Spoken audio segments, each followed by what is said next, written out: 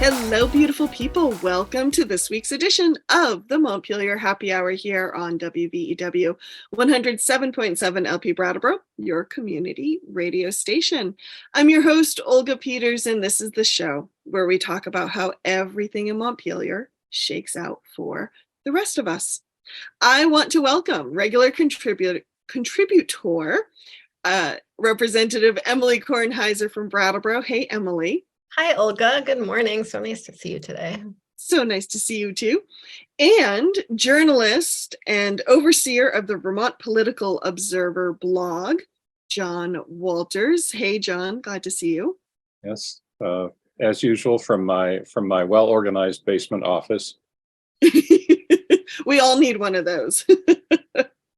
Well, John is here as what's somewhat becoming a tradition here on the Happy Hour. When we start the session or we end the session, we need to do a wrap-up or a preview in the beginning, but now a wrap-up. So thank you, John, for joining us and sharing your insights that you have seen over the past few months. I think where we want to start is talking about the state budget. The legislature passed $8.5 billion with a B, state budget. And I believe it included some $12.5 million to help with housing, the motel housing program. Also contained a lot of really meaty line items like for childcare and universal meals. Scott, however, I think it was last week, vetoed the budget. And I think that was this week. This week? Oh gosh, the times are good. Right. Yeah, that was this week. That was this week? Okay, he did it this week. And lawmakers will reconvene on June 20th to take up the veto. So John, looking at the state budget, actually, before we go to John, let's go to Emily. Was that a good wrap up? Any other details? I'd love to, can I run through the numbers again? Sure, let's do that. So it's $13.1 million to raise Medicaid dental rates. Oh, good. And then 99 for other sort of Medicaid, it's $99.7 million in provider rate increases. And so that's primary and specialty care, home health, nursing homes, residential care, adult daycare, substance use, mental health, and ambulance services. So it's a huge increase in folks who provide Medicaid services getting reimbursed. So that's like transformative. That had been a big problem with providers not being able to do it on what they were getting paid by the state. And then $76 million for this year for childcare and early education, more in outgoing years. $211 million towards housing. And that's the construction and services of housing, sort of across a wide range, which I'm sure we're going to spend a lot of time talking about. $29 million towards universal school meals. You mentioned that. $20 million for substance use treatment. $47 million in workforce development. A lot of that is loan forgiveness programs. Oh, okay, great. Or scholarship programs in crucial fields. And so those are some of like sort of the high level like problem fixing funds. There's like lots and lots of money that just goes to keeping I would say the trains running, but we don't really have trains here. The government running.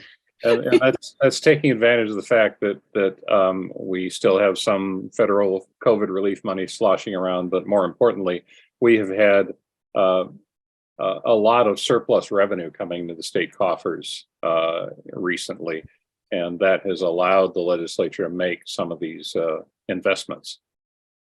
So this is really super Ways and Means dorky, but I like to call it unexpected revenue and not surplus revenue, because I think surplus makes us feel like it's not necessary to sort of meet our needs with. It's just like extra abundant stuff that we can spend on cotton candy. Whereas unexpected, I think, makes it clear that this isn't something we can count on year to year, but it is essential for us to spend responsibly in order to meet the needs of Vermonters. Yeah, there are enough big issues out there that if you have some money, you better spend it wisely. Exactly. And I think we did this year for the most part, except for some screaming failures that we will get to.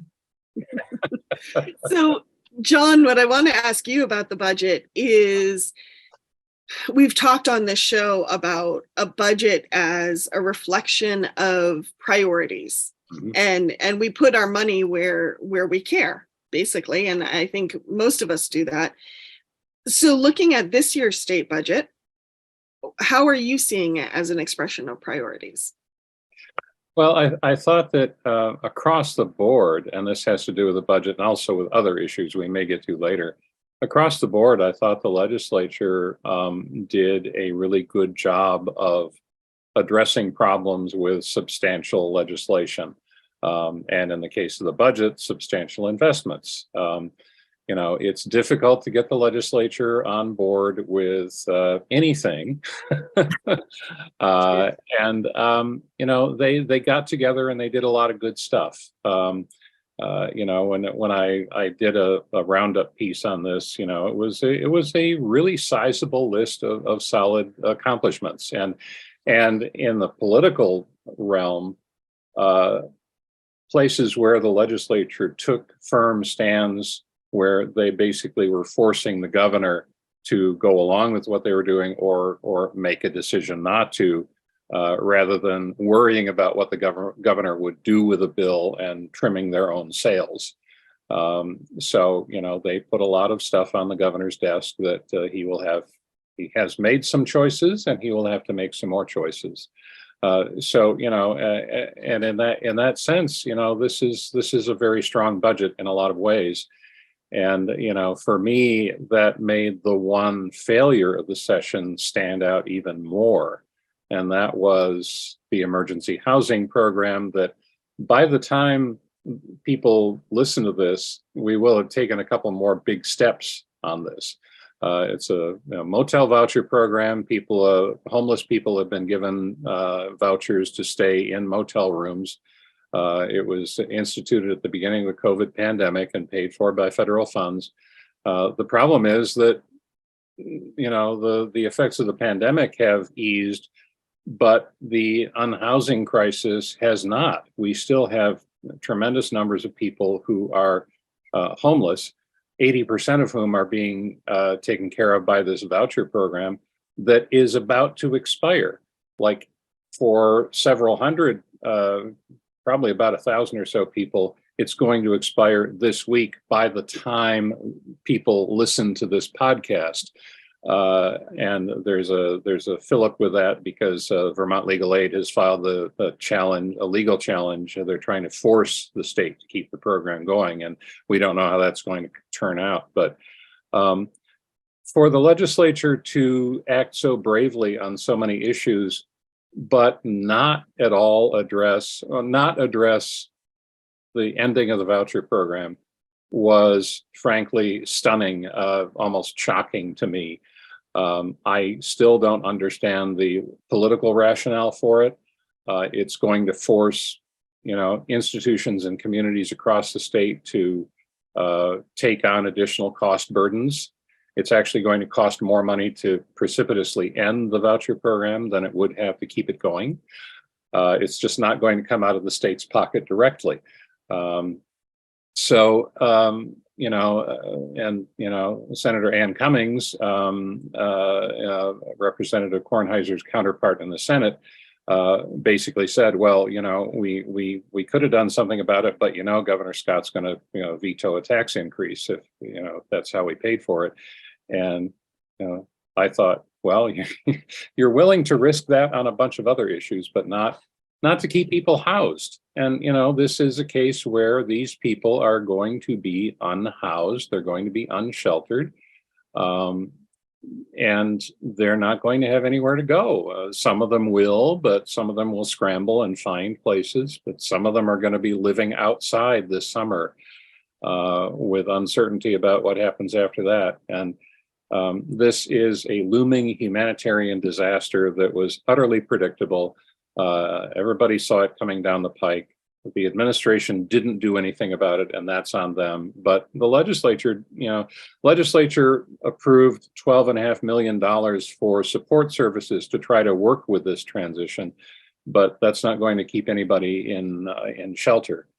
And it's one of the most spectacular failures across the board in government, not just the legislature, particularly the administration, that I've seen in my years of following politics, and that's saying something. I don't understand why or how it happened, especially in the context of all these other, strong, forthright, brave legislative moves. John, I hope that if and when the dust does settle on this, and I don't know if it will, it's possible that people will just start dying and keep dying and the dust won't settle and we won't do anything. But if, that we really do try to understand how this happened, because I am certainly spending a lot of energy on that myself. So the program was actually an expansion of an existing program, which was the GA Emergency Housing Program, which before the pandemic, there was a lot of momentum to change because everyone agreed it didn't work.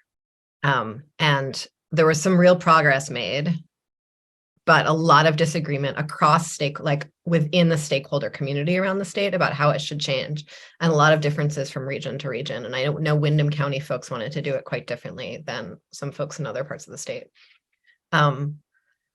And then it was expanded significantly to basically open up eligibility for everyone. Right.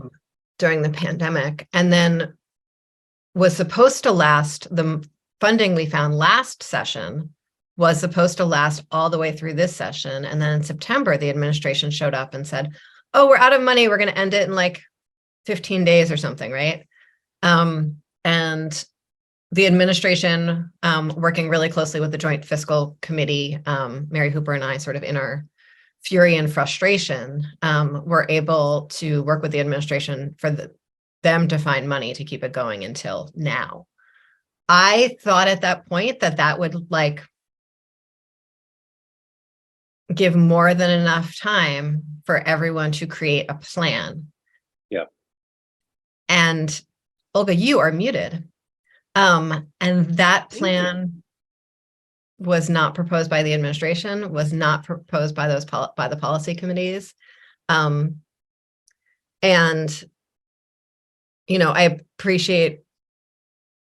I don't appreciate Senator Cummings' throwaway line for whatever it meant in whatever context she said it.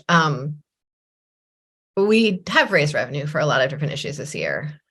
And there's a lot of money in the state budget this year. So I'm not sure that this is actually, it's in the budget. And so we're talking about it as a financial challenge. But I don't think it actually is. I think that there's a lot of people around the state who see a program that has been run terribly since the beginning and don't want to put any more resources or attention to a terrible program. Now, personally, I mean, prison is a terrible program, right? But we don't just open up the prisons and take all the money away from them because it's a terrible program. We hypothetically are working towards various different off-ramps and diversions from that, right? While we slowly wean down how many people happen to be in prison. I don't want to say homeless people deserve to be in prison. I'm just saying there are two a motel program and a prison system are just two programs that work terribly, but we all agree as a society, most of us, that on some level, they're essential right now with society as it functions. And so I don't think this is actually a budget issue. I think it's a policy issue and a moral issue. And I think the fact that we keep on deferring responsibility on it to the budget is an easy way out that many of us are taking. Yeah. I agree. It is. I mean, there are a lot of other failures of the session that loom large for me, but they're probably just for me. This is the one, it's so upsetting. It's just so upsetting to see what we could have done and didn't do, and the administration could have done and didn't do, and how few people were paying attention to it until the very last minute, when I think maybe just your blog post, John, caused people to know what was happening. I really don't know. Well, I started writing about this in late March. Yeah. And that, housing advocates had been sounding the alarm for a long time before then. And yeah, I mean, it has surprised me throughout that legislative leadership has paid so little attention to it, kind of seemingly assuming it's going to just be taken care of somehow, but also why there hasn't been a lot more uproar in communities around the state, like the city of Montpelier and the city of Barrie, where, in my neck of the woods are, spending money and trying to deal with what might be a sudden explosion of the unhoused in their communities, on our main streets, camping in our parks, and public lands. And they're scrambling to come up with ideas for shelter. And I'm surprised that, the League of Cities and Towns and the Hospital Association and the schools and, the school administrators and, just about anybody else you could think of wasn't on board with really sounding the alarm on this. The housing advocates were really kind of on an island by themselves, and they got very little attention until very late in the game. I think at some point it would be helpful to do a show on what the league chooses to pay attention to and what they don't choose to pay attention to, because I think it's a really interesting organization and how it situates itself politically and which sort of town and city issues it chooses to champion. But as someone who's grappling with my second veto on my charter change, but I, I think part of it is that Rutland has been fighting to has been asking for the motel program to be shut down since it started, right? There are a lot of communities around the state that didn't want the motel program to ever exist and have wanted it to shut down and don't seem to understand what the other side of this looks like. And that's there's magical thinking from both the motel, from communities say Rutland, I think throughout the Agency of Human Services and the administration and throughout the legislature about what's on the other side of this. I think on, in talking to folks on the ground here, it's not going to be as dire as I've been painting it as in my imagination. And it's going to be fairly catastrophic, and you can't service people. We put all this money into services, and I think a lot of the agencies that provide services do need more resources right now, and they need to be paying the people who work there more because they're working very hard. But you can't it's really very, very hard to provide meaningful services to someone who's living in a tent down by the river. It's just not a stable enough environment for someone to access services in a meaningful, ongoing way. Yeah, having a roof over your head is a more fundamental part of Maslow's hierarchy than having support services. Of course it is. And everyone knows that, right? So what is happening? How has this happened? What I think to bring us back to the budget though, if we could. Yes. What is also frustrating is that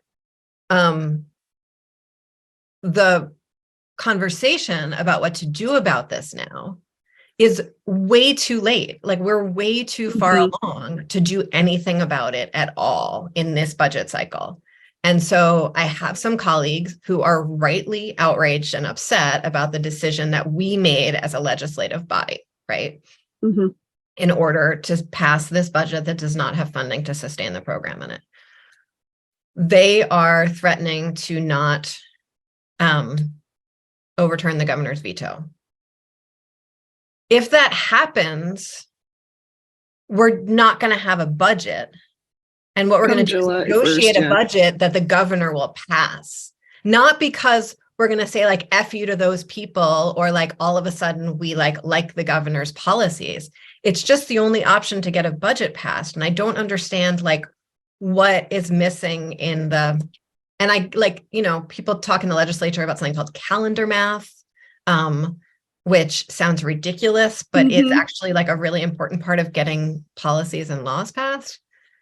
And so the outrage at this moment, instead of the outrage a month and a half ago, or when we passed the House budget that didn't have this money in it, is so frustrating to me. And I do appreciate, John, you jumped in slightly to help me out on Twitter a few weeks ago, and I am forever in your debt because I was like, I don't have anything to say that isn't just screaming at the top of my lungs. Yeah, there are a lot of lawmakers who were really outraged about this when they found out about it. And because of the way the legislature works, most lawmakers don't know about stuff that's happening elsewhere.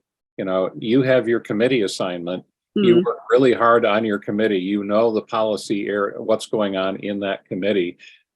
You basically depend on your colleagues and on leadership to tell you what's going on everywhere else. So, you know, it's kind of understandable that in the absence of widespread outrage, that this didn't reverberate through the entire legislature earlier on in the process. But it's truly unfortunate that it didn't.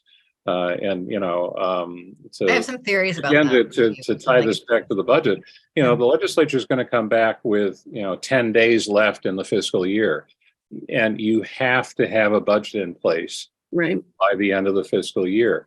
So the leadership is going to have basically two choices. They're either going to have to crack open the housing thing and accommodate the small group of people, of sort of like small p and large p progressive legislators who are threatening not to override a veto, and fund enough housing to somehow to.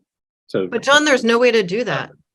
Like, how would that actually functionally? I'm not saying like, sure, there's money and money could be switched if we had done this, but like, I don't. So the budget's already been passed and the governor already vetoed it, right? So you have a budget. Well, I mean, presumably what would happen, and you know far more about the process than that's what I'm like. Presumably, what would happen is the override vote would be taken, and if it failed, then you would have to reopen the budget, and you might get money for housing. On the other hand, you're negotiating with the administration, and you might lose a lot of the investments that you worked so hard to put into the budget. So because, and I just like that, sorry to interrupt, but like, because if the override of the veto fails and we need to pass a new budget and that budget gets vetoed, we have no way of overriding that other veto. Yeah. Right. So that budget needs to be a budget. That second budget would need to be a budget that the governor would sign. Right. That's not going to be a budget that has more money for this program. That's not going to be a budget that has any of the things I just listed in it, right? There's also, and the Joint Fiscal Office pointed this out to me, this isn't like me connecting the dots brilliantly.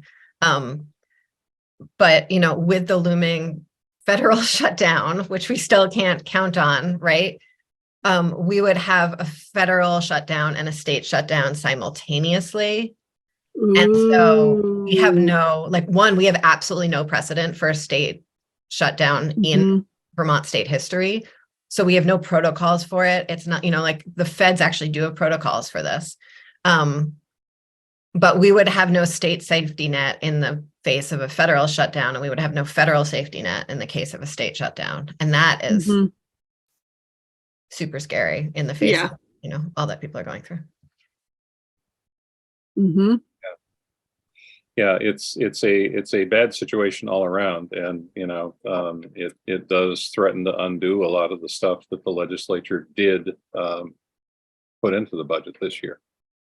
So I guess it's not quite time for the legislative wrap up. We thought we were. It's not. We can do it again after the veto. Olga, can we spend there are going to be other override issues on the table as well, because that's not the only thing the governor has vetoed or might still veto. So good point. He does like his vetoes. Yes, all-time record, which he has like blown past the old record holder for most gubernatorial vetoes. For all his reputation as a conciliator and a guy who works with everybody, he has not. I'm going to interrupt you quickly, John. Emily, you said we do have like 3 minutes before the end of this this half, and you wanted to bring something up. Yeah. We haven't talked in a while about sort of the impact of the folks who came up into the legislature during pandemic times. Hmm. But I actually think that this particular sort of delayed information, delayed outrage cycle that we're experiencing is actually a symptom of that. I think a lot of the existing communication flows through the State House that functioned pre-pandemic and legislators use to get information about what's happening from committee to committee, from body to body, haven't been developed as fully with, folks who came up during pandemic times or this new round who are sort of learning in this weird liminal zone. And so a lot of the communications flows that happen from straight up gossiping with journalists, right? Talking to advocates who might not be on the same page as you, but certainly know what's going on in another room, right? Or having really strategic relationships with folks on other committees in order to understand what's happening there on issues that you care about. There's a lot of people who don't know how to create that infrastructure for themselves or don't think that's valuable, have certain stories about lobbyists or advocates that might not hold water. There are a lot of advocates that don't sit in committee rooms anymore. They just watch committee hearings and journalists who just watch from home or from their offices. And so they're not available to be in that mix and mingle of conversation. And so I think there's a real vacuum of communication that House leadership is being blamed for. And sure, yes, more could be done there. I don't want to sort of exempt House leadership, but it is sort of a bunch of people who are doing this on top of their legislating job, right? So there is responsibility on individual members to find out their own information pathways. And I think a lot of really what worked well pre-pandemic or worked well for people who came in pre-pandemic is something that newer members still really need to. And you've had a huge turnover in the legislature in the last 2 cycles. Yes. And a huge turnover in lobbyists. There's a lot of new journalists and a lot of new advocates and lobbyists who also don't know how to get information or how to gossip well. Or, I'm sure there's some more ethical word than gossip, but that's essentially what happens, right? Yeah. I think we should claim the word gossip. Great. Thank you. I will. John, quickly before we hear from some underwriters, anything you want to add to that before we go to break? Well, I'm worried that we're kind of beating this to death as it is. It's hard to avoid talking about the housing issue, and it does threaten to undo everything else that was done, or a lot of what was done. But it is unfortunate that this is the thing that we are focusing on now and not on a lot of the other stuff that was done, the climate legislation, the gun legislation, the bottle bill. The list just goes on and on of good stuff that was done this session. Let's talk about the good stuff after the break, maybe. Exactly. So hang tight, everybody. The Montpelier Happy Hour on WVEW 107.7 LP Brattleboro, your community radio station, will return after we hear from some underwriters. Welcome back to the second half of the Montpelier Happy Hour here on WVEW 107.7 LP Brattleboro, your community radio station. This is the Montpelier Happy Hour, and if you're just joining us, we are talking with journalist John Walters about the 2023 legislative session and budget. And Emily, what do we need to remind folks of? Olga, as a matter of fact, the views and opinions expressed here on the Montpelier Happy Hour are those of the host and the guests, respectively, not the station, nor their employers, friends, or the little birds that are quite loud outside my window today. But they're quite happy, so it's a good thing. It is. Mm-hmm. So before in the first half, Emily and John, we were talking about the state budget, which led us to talk about the motel voucher program and the general assistance emergency housing program, and the end of that program, and how it's a bit of a failure. for the 2023 session. And I don't want to beat this poor horse endlessly, but in the first half of the session, Emily, you did mention that part of kind of the underlying current to this crisis that will leave many people unhoused was some political differences within the legislature and the administration. And I wanted to touch base with you on that in case there's anything we can learn here. Is it philosophical differences? Are we looking at systems need to be run differently? And could this trip us up? These kind of differences, could they trip us up as we're trying to solve the problem or even design another program? So at the beginning of the pandemic, I have so many answers to that question. So I'm going to just try for a few of them and not dive too deep into any of them because then we'd be here for the rest of our lives. So I'm just going to name it. At the beginning of the pandemic, we actually created a number of programs that were, there's like just the right idiom for this, but like sort of special bargains between the hospitality industry and what I'll call poverty services, right? And so we had the Everyone Eats program, which was restaurants cooking food for, anyone to access in order to keep restaurants in business and in order to keep people fed.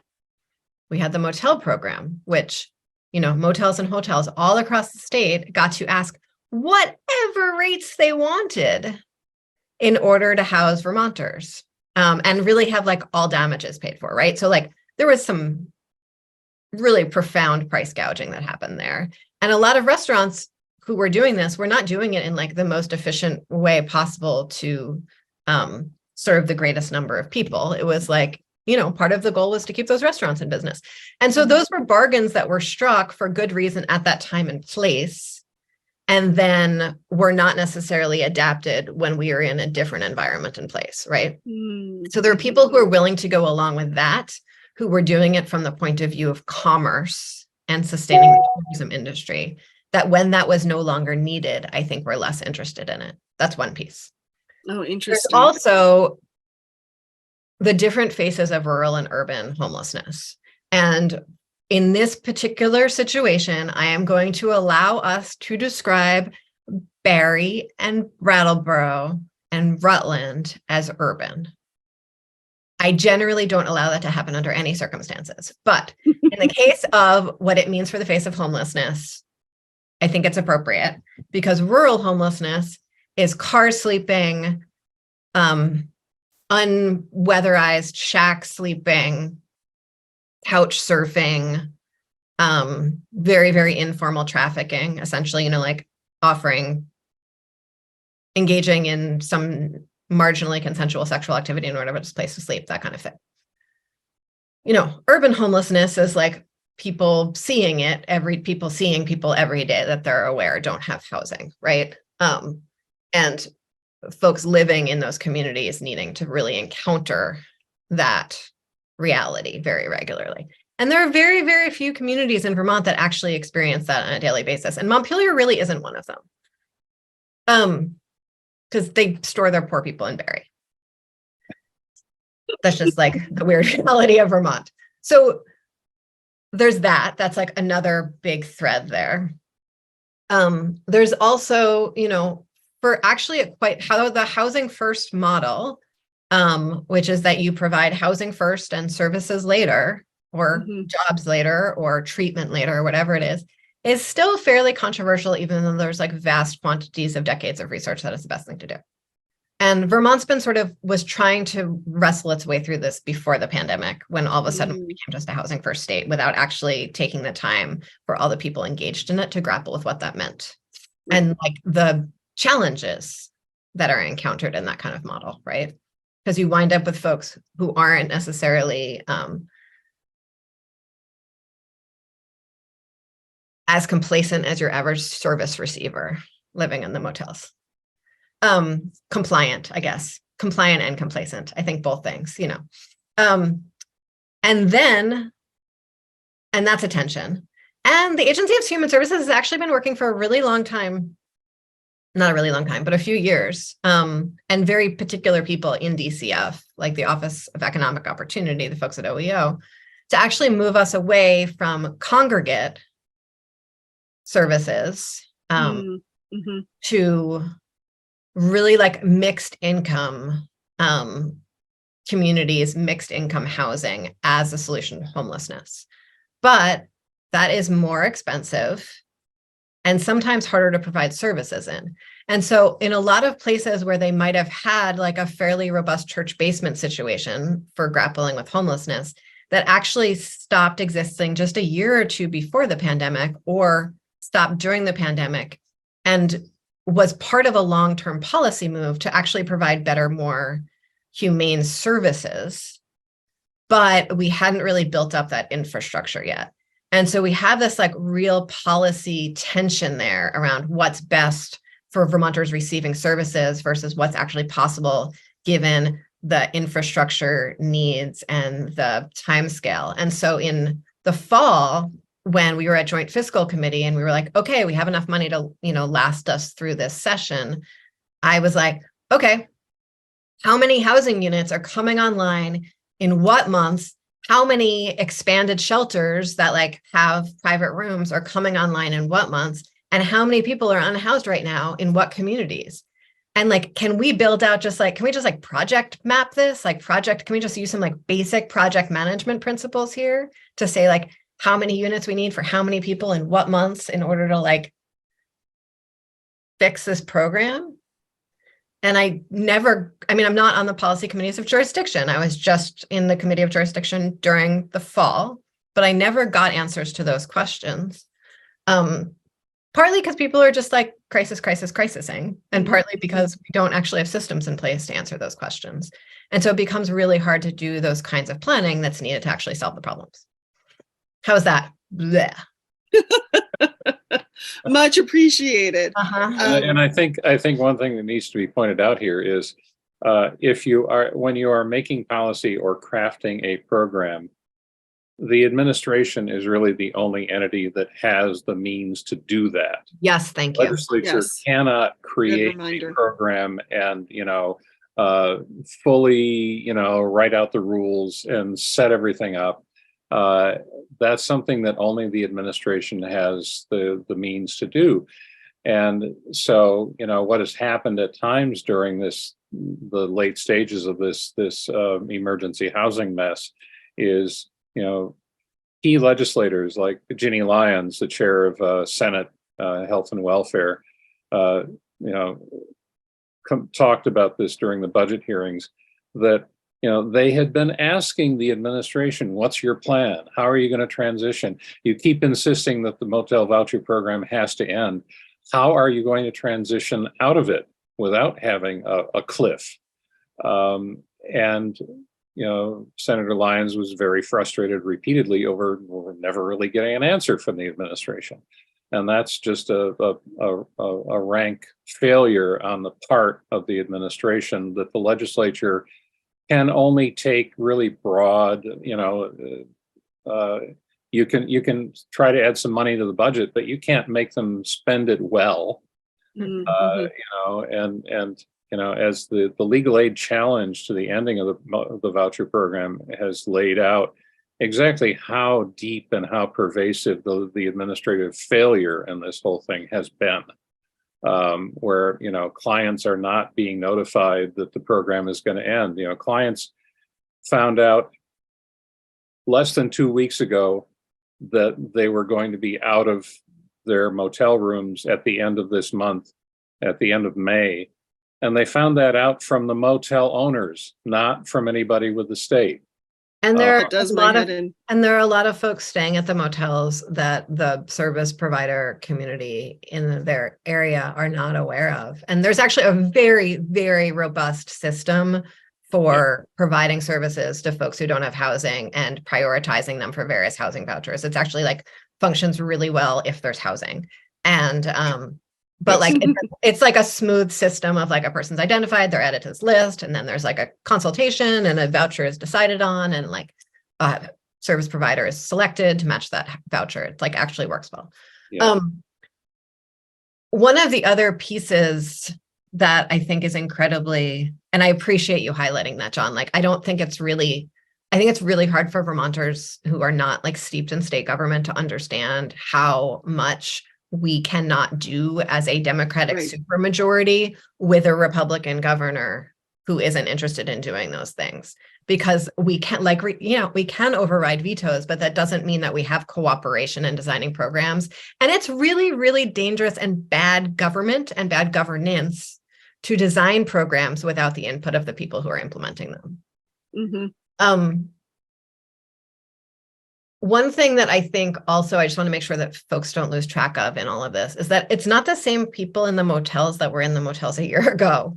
So people are exiting the motels because they have housing or because they find something else to do or, life. And so, as we I was describing my dream project management scenario, there's the acknowledgement that new people are entering a state of homelessness every day in the state, that we have, we still have a lot of evictions, we have a lot of homes, a lot of rentals being sold, a lot of rent skyrocketing, a lot of people who can't afford their rent. There's still a lot going on. And this budget does invest a pretty significant sum in preventing homelessness. And that's, systems for both negotiations around evictions and then money to prevent evictions. And that's something that we'd been building up pre-pandemic and is still there. That said, we had federal money that we were spending to help people pay their rent that is also drying up now. So there are people that are about to pay more than 75% of their income in rent. That's separate from the end of this program, right? And we are, this budget invests in the development of more accessory dwelling units that have to be rented for a certain number of years to folks who have very low incomes, build out or rehab of units that have been offline for whatever reason, and then money going to VHCB to expand shelter capacity and to build permanent affordable units. And that's another big tension, Olga, right? Is the tension between how much are we supplementing the private market or trying to fix it with like state cash that will not necessarily always serve low-income Vermonters. So, that's the VHIP program or the rental, the rental rehab, the accessory dwelling units. I think there's a lot of questions within government, within the legislature about if that's the most effective way to spend money. And then there's VHCB, which, your housing trusts provide an invaluable service. It's a program that when I go to conferences around the state, people are just starting to launch something like this in their state. And we've been doing it for a very long time. But it costs a lot to build a unit within that system.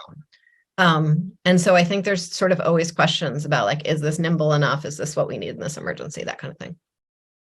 Thanks, Emily. We have a little over 10 minutes in this half. So I want to make sure, unless John has anything to add, that we shift to what else is in the budget to update folks. But John, is there anything you want to add to what Emily just said? Well, I think we should really focus the part of the housing issue that was a success in the budget, which is a substantial investment in housing of various kinds in ways that will it doesn't help the current situation of people being unhoused with the end of the voucher program, but it does set the stage for a much better future. And that's in a lot of different ways across the board in terms of regulation, in terms of, available money, investment. It really was a really positive step on the part of the legislature. Thank you. So, John, what else do you think are some highlights in the 2023 budget? Well, I think Emily, ticked them off pretty well early on. I think one of the things that really there was a lot of talk about childcare and school meals, but one of the things that really kind of flew under the radar was the improvements in reimbursement for those who provide Medicaid services, and those sorts of things where they had been really struggling or even dropping out of programs. because the reimbursement rates were so poor. And that is something that is badly needed, and that, again, as we discussed earlier, is going to be potentially freshly at risk of dropping out of the budget, depending on what happens at the end of June. That's a huge deal, not just because it increases access to care. It's also one of those leverage points that we keep on talking about, Olga, around the state's ability to control wages in the rest of the state, right?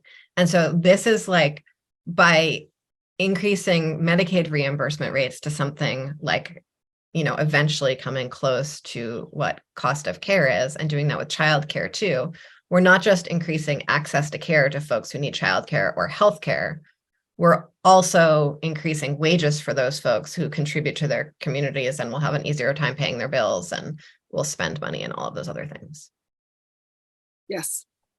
And one thing that I'd like to mention specifically that doesn't really have to do with the budget is the Affordable Heat Act, and that's a substantial piece of climate change fighting legislation that is, it's not exactly Greta Thunberg standard, but by the standards of state government, it's a substantial move in the right direction. And there were a number of policy issues in which that was the case in this session. And that should not go unremarked in the continuing turmoil over the housing program and the fate of the budget. Thank you, John.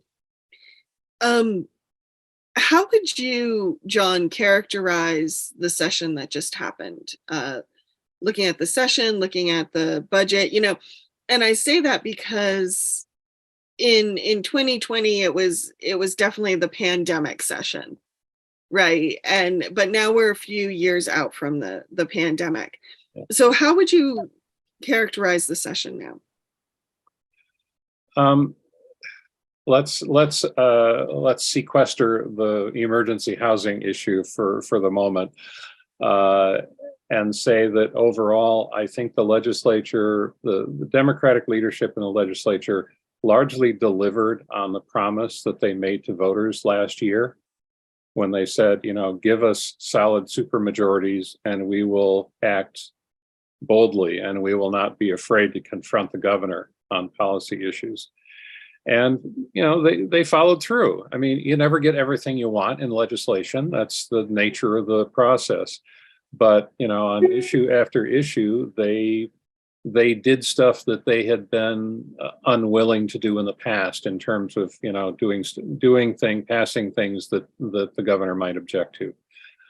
So they really did, in a lot of ways, fulfill the promise that they made to voters last year, and I think that's worth noting as a political success story. That again is deeply marred by this whole emergency housing mess. But let's not overlook the fact that the legislature did a lot of good stuff this year. If you are ideologically aligned with the majority in the legislature. Yes, if you're not, you might be losing your mind just a little bit. Yes, as certain minority lawmakers are wont to do in certain provinces of the internet. And for you, again, John, were there any big, again, putting the housing crisis aside, what were your big aha moments for this session? I mean, there were, I would say, on the Affordable Heat Act, that was the issue where the conservative community got all up in arms, and they're still up in arms about how this is going to cost Vermonters absurd amounts of money, which is not true. But the legislature stood firm and really had very little trouble overriding the governor's veto of the Affordable Heat Act. They passed gun safety legislation. They expanded the bottle bill, which is not a huge deal, but it's something that they have been beating their heads against the wall for years to do. And it happened this year with kind of very little drama, seemingly. So, I should not. One thing I think that again surprised me in terms of like pressing ahead in spite of fierce political blowback was the package to improve legislators' pay and benefits. Right, we haven't really talked about that. Which is something that will make it much more possible for working people to serve in the legislature. And getting a decent amount of money, not a living wage even, but at least some more money, and having access to health coverage through the state employees plan. Those are things that will open the doors to the legislature to more different kinds of people, and fewer retirees and independently wealthy types. So, once that started out really well, and then the longer the session went on, the more sort of uproar there was about, lawmakers raising their own pay and, voting themselves a pay increase and that sort of thing. And it's like, yeah, that's what they did, and they deserve it. And the pay I just want to, for the listeners, be clear that we make $13,000 a year right now. Yeah. And that is 5 months of full-time work. And for me, at least 7 months of 20 hours a week work. Right. Yeah. You're only paid during the session, but you're doing a huge amount of stuff throughout the year. And the average lawmaker is having to really potentially kill their careers and prime earning years by taking 5 months of the year largely away from their jobs, and making it easier for more people to serve, or making it less impossible, shall we say, for more people to serve, is going to be a big step forward, and doing that in the face of a lot of people complaining about Emily voting to increase her own pay, which is, actually not true, because the pay increases don't take effect for a couple of years. So, you're raising the pay and benefits for future lawmakers, not for yourself right now. But, it was a positive step, and it's the kind of thing that often legislative bodies cower away from in the face of, political, counterattack. And in this case, they had something they wanted to do, and they thought it was a matter of principle, and they got it done. Yeah, it was a long time coming, especially given how complex many of the issues are that the legislature deals with now. Yeah. And Emily, we've talked about the session a little bit with you, but what were your big aha moments? It's funny, I had to make myself a list of all of the things we had done, because as a human, I think this is true for most humans, but maybe it's just were you focusing on the negative? Yes. Yeah. And the end of the session is always just like such an incredibly stressful situation. And it's really is quite hard to focus on what's good. I have like a few little, so there's huge things. Like we did some really amazing work around firearm regulation. We did amazing work on that we talked about last week on access to reproductive and gender affirming care. The child care bill, huge, significant, wonderful. So psyched on the Medicaid rates. Great work on opioids and substance use. All of that I feel really good about. The housing money, we actually have, but there's like little bits that I feel really excited about that I want to name, because people like, sometimes I hear from a constituent and that's the thing they're excited about. I'm like, oh, you noticed the little detail in the corner. I love you. So for the folks who love the little details in the corner, one thing, we expanded our right to die legislation, essentially. The assisted suicide statute that we have is now available for folks who aren't Vermont residents. And that's great. And that's, part of sort of a spectrum of stuff we did around gender affirming and reproductive care, and entering into all these nursing compacts and other care compacts. And so that feels really good. And I've actually spoken to constituents who are like, that's their issue that they're really excited about. We expanded eligibility for the child tax credit and the earned income tax credit to folks who don't have Social Security numbers. Mm-hmm. Very under the radar, really like a great step for a Vermont that, works for everyone, and a tax code that works for everyone. That feels really exciting. The House came like really close to and was ready to vote affirmatively on like an unbelievably progressive income tax package. And I am just going to be like psyched that I had a body that was ready to do that with me, because that feels like a huge sea change in how we talk about revenue and equity and how we pay for services and what services are needed. And then we did a lot of work this session in order to think about mobile home parks differently and to think about them more comprehensively as a sort of body of housing and a set of communities that require specific services, specific infrastructure, specific funding streams. And so that feels like a huge step forward, particularly here in West Brattleboro with Mountain Home. Yeah.